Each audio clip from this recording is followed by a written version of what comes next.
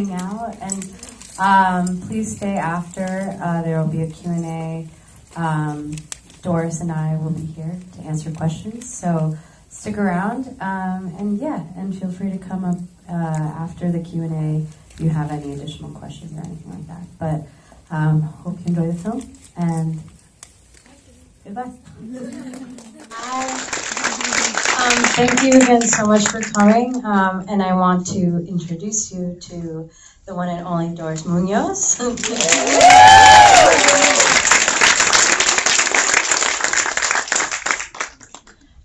So I think that, you know, we're awaiting the moderator of our Q&A, but we'll just take a seat and just open it up actually to you guys and hear directly from you about what you want to hear. And I know that it's always kind of difficult to start off Q&As, so maybe I'll just start off by talking a little bit about how I started making the film, how I met Doris, give a little bit of context behind how we ended up making this film, how we ended up in this theater right now, and then we'll open up the conversation to y'all. So I'm Isabel, I'm the director of the film,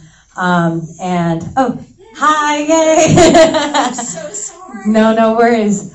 So I was just starting off by talking a little bit.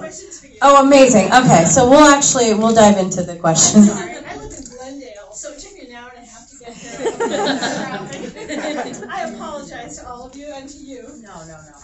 Sorry. I've been there so many times. So, first of all, thank you for this wonderful film. And thank you so much for coming. And it's so great to see you. I'm also the daughter of Mexican immigrants, so it just it spoke to me and very, very powerfully. And we rarely see stories from the perspective of the children of immigrants. So I kind of, you may have already been talking about this, how you met each other.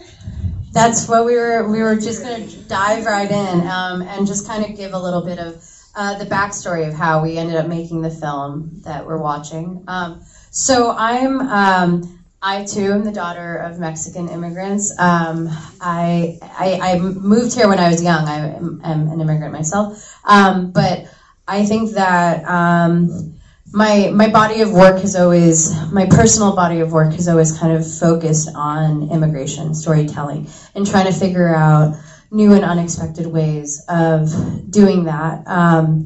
And the first film I ever made, when I just wanted to give a shout out to Gabby because her mom is an immigration lawyer, and the first film I ever made was looking at the work that she did helping LGBTQ asylum seekers in LA, and based from that experience, I just kind of fell in love with the documentary medium. And so around you were a broadcast journalist before, right? So that was the first film I made, and then I was so incredibly burnt out from the experience of making independent film that I was like, how do I take this love of storytelling and documentary and make a living from it? And so a lot of the kind of professional like quandaries that Doris was facing in this film, like in some ways I was just trying to figure out a way to pursue my dreams, but in a way that felt sustainable. So that led me to broadcast journalism. So that's I worked in journalism for a long time, and throughout those experiences, I was trying to figure out a way. I think I love journalism, but I wanted to make a story that felt more subjective. I think especially after the last administration, and just feeling so personally and emotionally invested in these themes, I was like, okay, I want to take a step away from traditional journalism and try to figure out a way to tell a story that feels subjective and tell a story that feels somewhat unexpected in terms of the ways that immigration stories are typically told.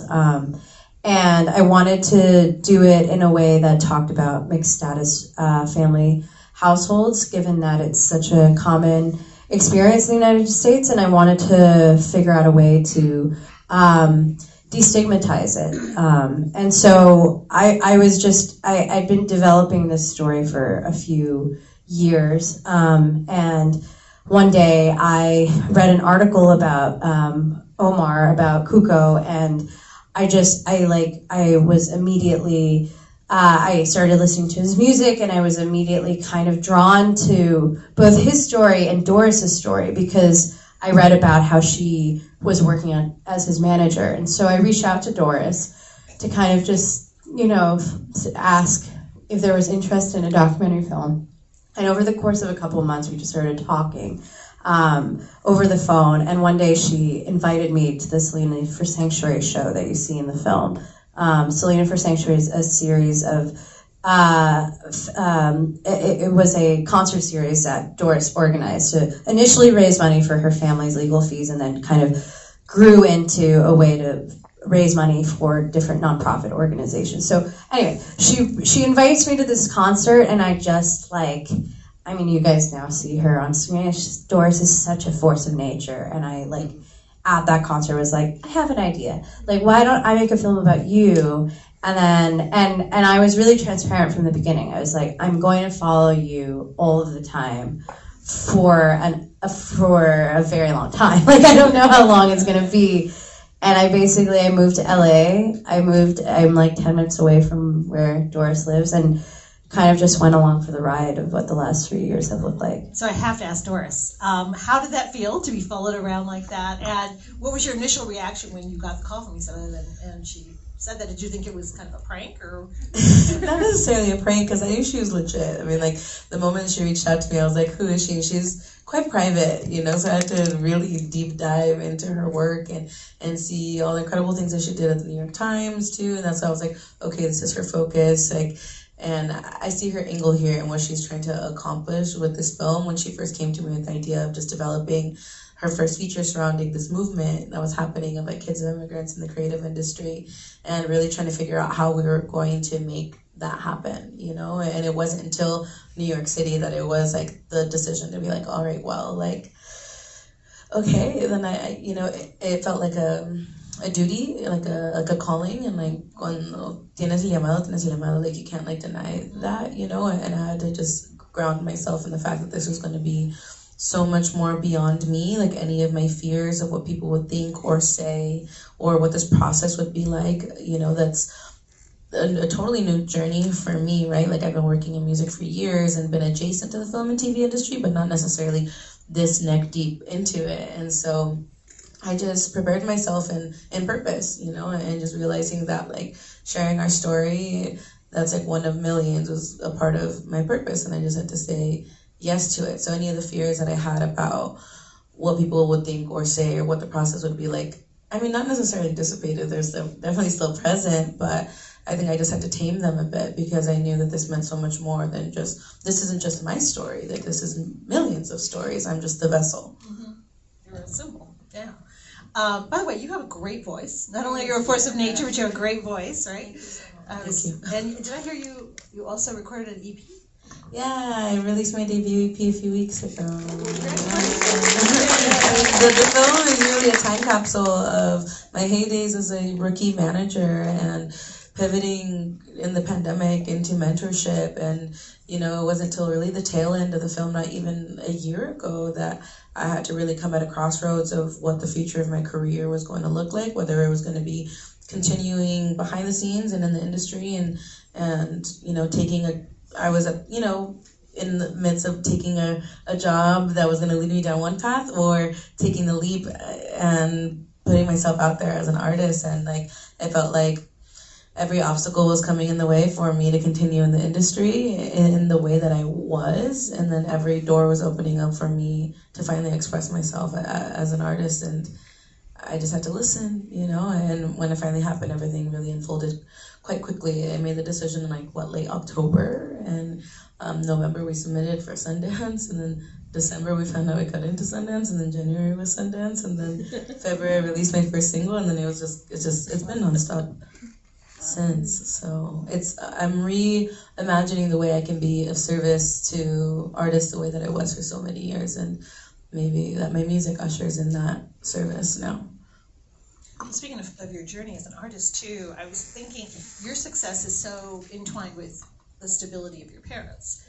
And I love the way you spoke about being hyper aware of being the first American born in your family. And I wondered when you first started to feel that sense, maybe that guilt or just that awareness, that sense of responsibility. Were you really young when you felt that? Oh my God, it's forever. Yeah. So as long as I can remember, I was like an overachieving kid of immigrants, anyone can relate. Their trauma was presented in overachieving. Cool. Like, me too, obviously. I mean, it was something that I felt like from a little kid, I knew the responsibility that I had, because my older brother, the eldest, is the one who really like poured that into me. He's like, you have the key to this country, and it's called the Social Security number. Don't waste that. Like, I can't do the things that you can do. Like, you can go to college, you can get financial aid, you can get a job. I can't do that. And so it was really like, my parents always pushed me and were very supportive. And I'm very grateful for that, because I don't really have, I think, the traditional immigrant kid experience of my parents wanting me to like be so heavy on choosing like a career in STEM or something. Like, my brain doesn't work that way, And they were very, very encouraging in my creativity. And so were my brothers, but they just knew that like I could be so much more if I applied myself. But I saw that as, I'm like, oh my God, I'm the only one who could save my family. like from a little kid, I'm like, oh my God, like me trying to get like the highest GPA, or like, if anyone remembers like Accelerated Reader, like I was obsessed with being like the #1 AR reader, like, because I felt like I needed to do everything possible since I was like, I had like Harvard dreams when I was like 7 years old. Like, who, what? Like, just because I'm like, oh, I'm gonna be an immigration attorney one day, and I'm gonna help my parents get their papers, and I'm gonna help my whole family get their papers, and they're, like, it was always rooted in that since as long as I can remember. Well, you did help your family get the papers, and I want to ask you, Isabel, also about that scene, both of you, because that was one of the most moving scenes. Was that done FaceTime-wise, or how exactly did that work? Oh my God, because we didn't know when it was going to happen. Like, my parents had been in limbo for such a long time.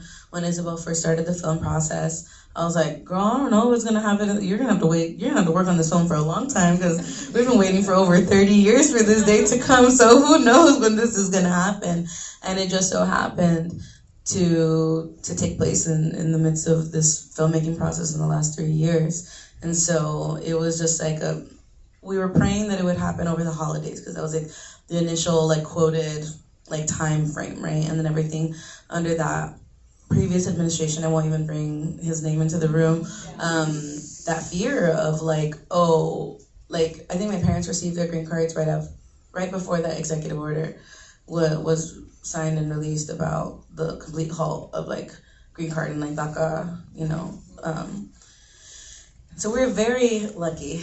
We were very, very lucky, very divine timing. Our angels have always been guiding us and protecting us every step of the way, but like that specific moment, it was like I FaceTimed my mom, because I was really, I don't know if you can hear it, like I was really overwhelmed with work, and whenever I'm really overwhelmed with work, I call my mom to pray with me to like ease my anxiety. And so I was calling her so she can pray over me, because I was drowning in paperwork. And she just so happened to be on a walk, and she showed me the hard like USPS like envelope, and I was like, wait, is this really happening right now? So yeah, that was all on my iPhone and like in my home. So how did that work with you being there, Isabel? I wasn't there. Your iPhone. Yeah. Oh, okay. Yeah. So basically, and Doris will laugh, because we didn't know when it would happen, and I was like, kind of had my life on hold just in case it did. Like, I was scared to leave the city. And I was like, Doris, if it happens, landscape. I was just like, I'm such a bitch. Like, I'm literally just thinking about the technical aspects of it. You're getting an insight into how demented you have to be a journalist. But I basically was like, landscape. And I would do this like every week to both you and your parents. It was like, yes, again, like, got some film training there. Yeah.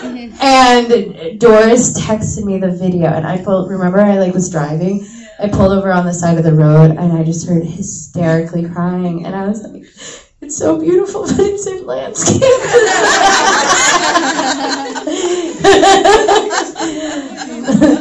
No, she killed it. I mean, it's my favorite part of the film wasn't filmed by me. It's perfect. Well, speaking of that, you had such great stylistic flourishes in your filmmaking, and you didn't go to film school, right? But you took a lot of cinematography classes and film classes. No, so I went to school for photography. I wanted to be a photojournalist my whole life, and that came from a background in fine arts. And I was like Doris said, like, my brain was built for the arts, but like I was constantly just trying to figure out how to like course correct into a way like that felt a little bit more sustainable. So painting, I was like, okay, I'm not gonna be a painter. That's like absolutely rude to my family. I was like, I'll try photography. Photography seemed like a little bit more pragmatic. And I actually, like, in college just realized it was like photojournalism was just a really, really hard industry. But I saw, when I started working on that project I was talking about earlier, I started just recording on my camera, on my still camera, and I just fell in love with like the film medium. And I grew up going to the movies every single week with my family. Like, we were just like big movie heads.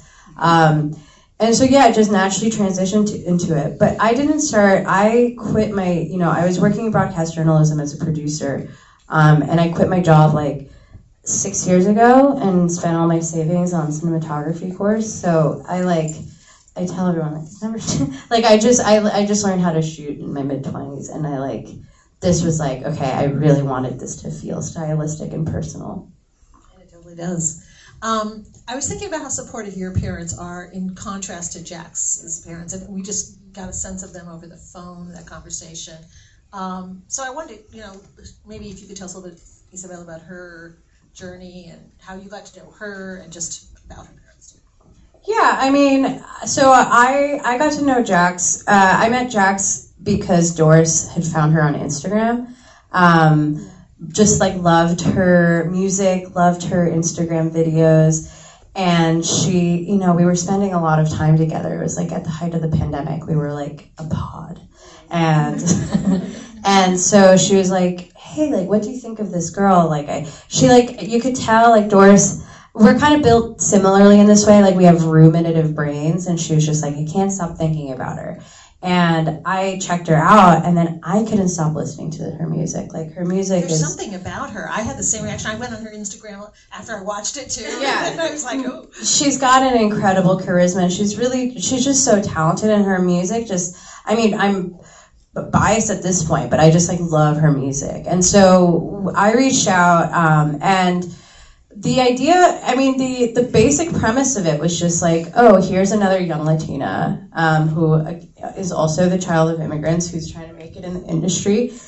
And that was the extent of it. And the story that unfolded was, the one that we include in the film, and it's just showing the ways that immigrant parents, sometimes they are supportive sometimes, and, some of us are lucky in that way, and other times. And I have personally dealt with this too, especially when it comes to creative professions. Like, immigrant parents sacrifice so much to come here and give their children opportunities. And when you're embarking on a creative career, sometimes it can be hard for them to understand that. And so, that was a part of her story, and that's kind of, and I think it's a part of all of our stories. I think we were just filming her trajectory at a point in which she's still kind of figuring that out, and her family's still figuring it out too. How is she doing now? She's great. We were just in New York. We had an incredible concert, screening and concert in New York. And she is back in Texas right now. So we're kind of all just taking turns in terms of the screenings that we're going to, but she's doing wonderful. So speaking of that, how have your lives changed? You started this project, and then the pandemic happened, so you had to pivot there, and then all this has happened. You've been screening everywhere. Sundance happened. I'd like to hear how both of your lives have changed. We talk about this all the time. We were just out to coffee. We were like, how are you doing? And we were both like, I don't know. How are you doing? It's just crazy because this is my first film. It was, thank you. Thank you. It's an independent film. You have no idea what's going to happen. And this wasn't even inside of the realm of my imagination. Like, Disney, like, it doesn't make, it's like hard to compute sometimes. And it's just, that's so wonderful. It has been wonderful, and the amount of visibility that it's getting, it's our dream. But, not the downside, but the unexpected challenges of that. It's just that, like, you just don't, none of us knew the level of exposure that I was going to get, and it's a tricky thing to navigate, and we're all kind of collectively trying to figure out what that process looks like now. And so it's been, it's been awesome, it's been amazing, but it's also, there's been challenges, and I think that Doris and Jax can speak to that more personally. I'm behind the camera for a reason. Are you so private on Instagram? Yeah, she's still private on Instagram.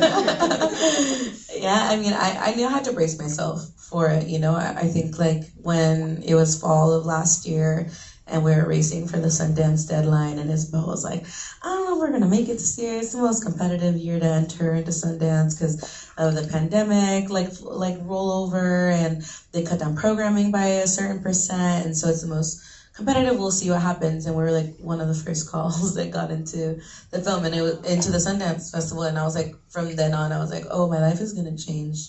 All of our lives are going to change completely. And I think that's when I really had to, like, sit myself down and be like, okay, like, what are you going to do for yourself now to prepare for all of this? And so, like, literally the day before the Sundance premiere this year is when I was in the midst of preparing, like, the rollout for, like, my first single, and me just taking that chance on myself. I'm like, I'm gonna see what happens with this first song, and let that lead my decision on what I do with the rest of the music that I still have deep in the vaults. And the day before Sundance was when Silvana Estrada's team called me about the opportunity to go on tour with her, and I had to leave in, like, 10 days. And I was like, well, okay, well, I guess I am supposed to be doing this, and I'm just gonna lean into it. And so, when the film first started, Isabel met me at the height of my career as a manager, and it was like everyone looked to me as this, like, rookie of the year, young manager that was, like, making headway in the music industry for folks like us.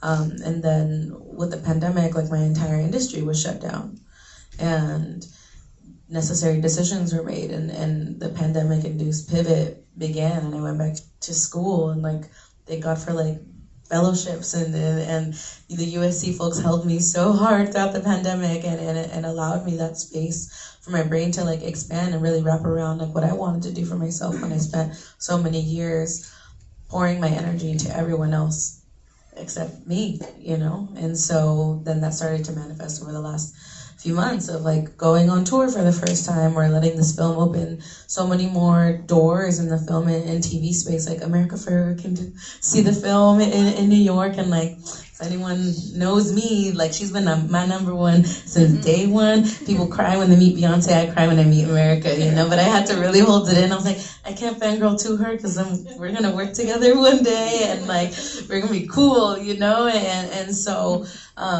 that was, like, I think the ultimate moment where I was like, oh, my life is completely changed, where I was, like, gushing to her. I'm like, you changed my life. Like, Real Women Have Curves changed my life. And she's like, yeah, that's exactly why there needs to be more films like this, but not just every 20 years. Like, Real Women Have Curves came out 20 years ago. And she had said, she's like, now you're one of the few of us that get to tell stories like ours. And I was like, us?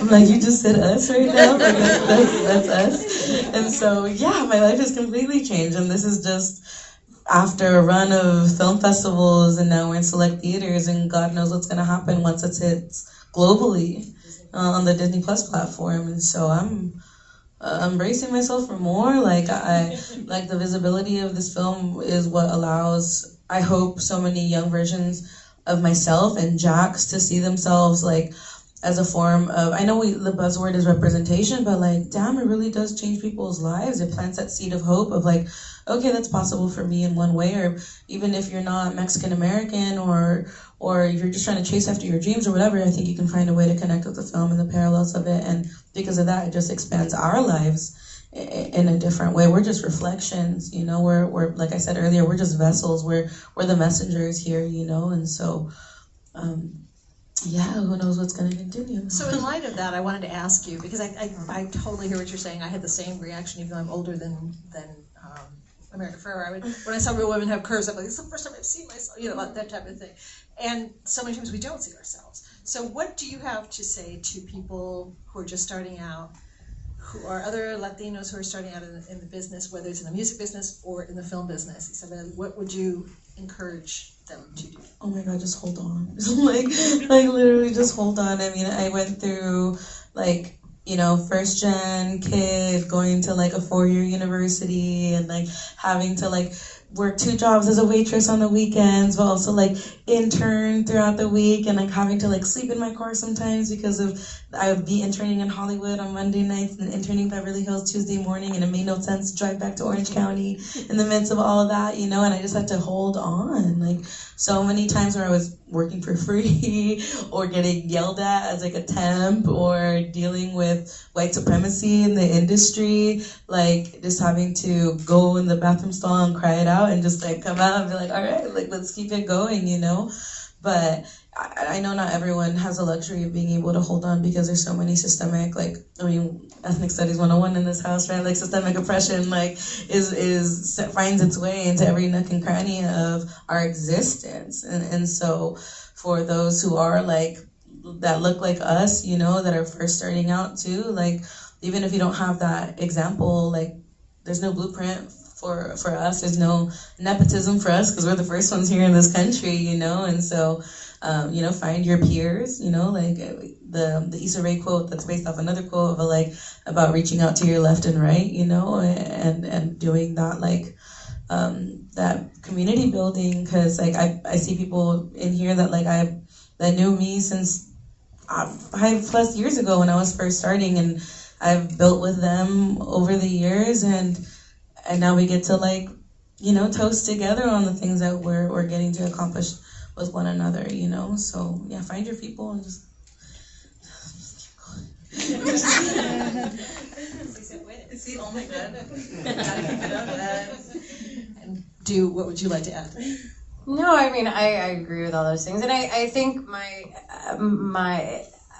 advice is, it feels trite and a little corny, but like you really, really have to believe in yourself, because to Doris's point, like there's just so much systemic oppression. And like, you know, people say like, oh my God, it's your first film. And I'm like, I'm 32. I made my first film when I was 18. And I spent the last decade having everyone being like, oh no, you can't do it. You can't do it. And it wasn't until I like left my jobs and just like invested all of my money and time in myself that like it's paying off, and people are seeing, you know, there was just so many gatekeepers that wouldn't let me shoot in the camera department. They wouldn't, and like I was working at a company where like people sitting next to me were making like twice as much as I was making, and there was always a justification for it.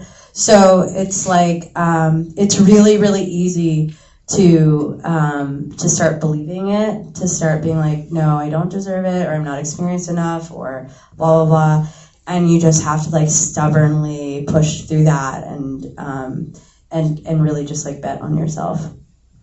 Absolutely, those are wise words. You're telling me to stop? Okay. 5 minutes? Okay, good. I was counting, it was like 10, 15. So I have a question for you about the narration. And because I thought it was so beautiful, there were so many wonderful quotes from Doris. And how did you come up with that? So, I mean, I always knew I wanted narration. Doris, she always laughs at me, because I mean, my comps are like Clueless and Euphoria, and she's like, what? I'm obsessed with Clueless. Oh, and Sex and the City. But I felt like I wanted to figure out a way to make a film that gave insight into Doris's psyche without kind of the traditional use of like sit-down interviews, because I felt like that distances that can, you know, there's always a time and a place for all these different tools, but at least for this film, I wanted it to feel really intimate and personal, and I felt like voiceover could be a way to do that. Another reason was just that, like, as a broadcast producer, I've spent years, I've done dozens and dozens of stories with correspondence, and the process was kind of similar, where you kind of like build the infrastructure for the voiceover, and it was just something that I kind of felt comfortable doing. And so that was kind of what, so that was the motivation, and then in terms of the process is kind of what, so like we kind of built out the film, and then had kind of like strategic there were points that I knew that we wanted voiceover, and then I just like did a pass at temp voiceover for all of those sections, and a lot of the temp VO, I am like, I'm an academic when it comes to Doris's Instagram posts. Like a lot of them, I studied them. I did. I feel like a Doris bot. Like I just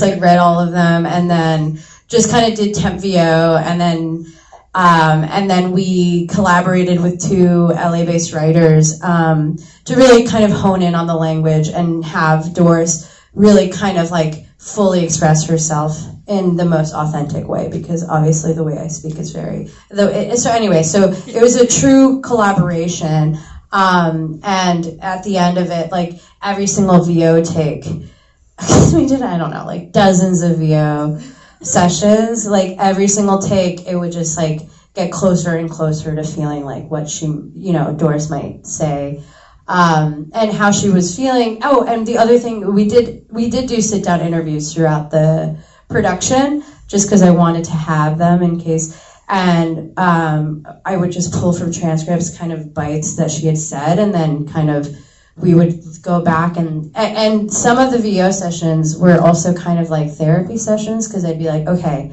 how did you feel in this moment? Talk about how you felt in this moment, try to be as authentic, as vulnerable as possible. And it was like, yeah, I mean, I don't know if you can speak more about that. I mean, Isabel shared a lot of that. I mean, yeah, if you followed me on Instagram for a while, then my Instagram captions can sometimes be like Dear Diary as hell. But I think I just assumed like vulnerability as like a superpower and as a way to connect with community, and like I'm an offering of vulnerability so others can feel like not alone in their process. And so yeah, Isabel got pulled from these interviews, from my Instagram captions, from my journals. Like I journal a lot, and I have journaled very consistently over the last 5+ years of my life. And so I had a whole box for her to go through, but not. And I was like, let me read through these things first. I'm like, okay, I can offer this page or whatever. But it wasn't. At one point I saw my name in it, and I was like, what? She's like, don't look at this. I mean, it's a positive one, I promise. Like, what is life? This girl Isabel's making a movie.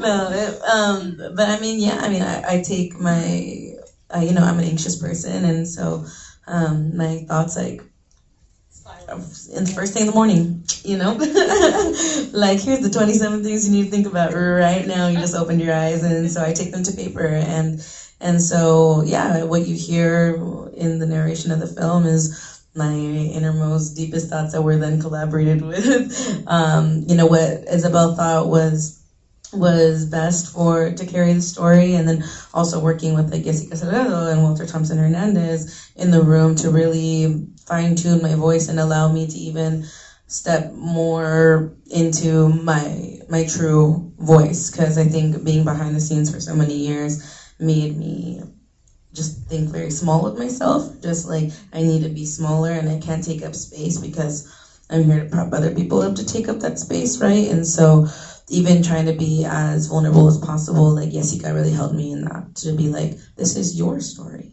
like no one else can take that away from you. This is yours. Mm-hmm.